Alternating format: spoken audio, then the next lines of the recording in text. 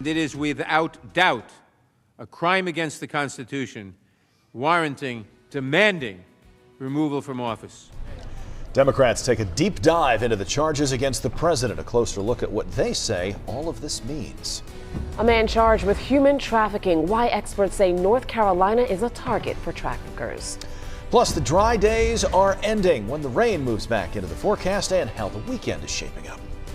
First at 6, day 2 of opening arguments in the impeachment trial against President Donald Trump includes a deep dive from House managers into their first charge, abuse of power. The Democrats are using videos and slides in hopes of making their case, moving from the overview to a detailed look of what exactly it means. Alice Barr has tonight's report from Washington.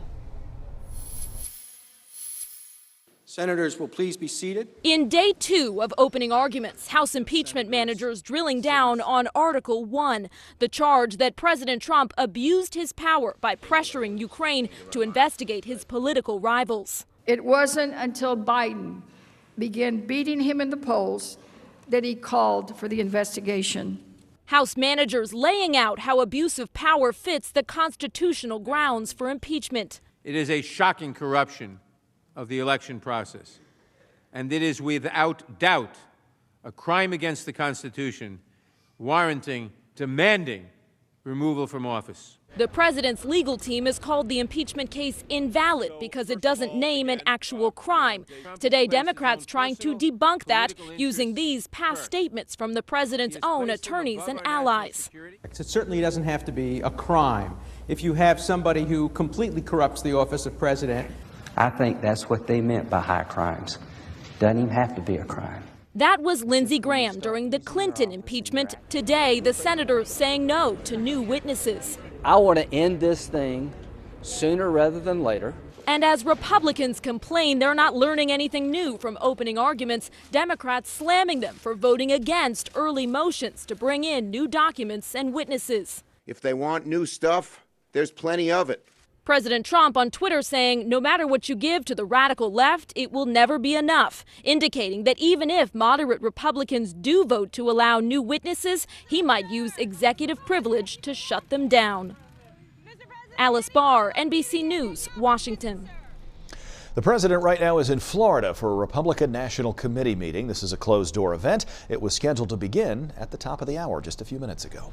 Here's another live look at the impeachment trial against President Donald Trump. There are several ways for you to watch the impeachment trial. It's airing right now on MeTV, which is cable channel 1245.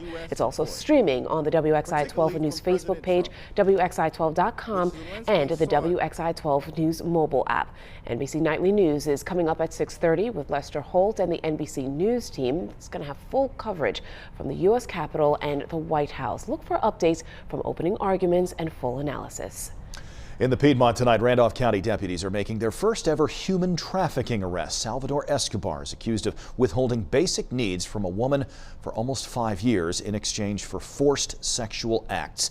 Detectives say someone called in a tip to the National Human Trafficking Tip Line. Escobar is due in court tomorrow. His bond has been set at $100,000. Deputies right now are working with a couple of different agencies to help the woman in this case. They say more charges against Escobar are possible. Human trafficking is one of the fastest growing crimes in this country. According to North Carolina's Department of Administration, our state's major highways are one reason that factors into why human trafficking here is so prevalent. The National Human Trafficking Hotline reported more than 132 cases just in North Carolina in 2019.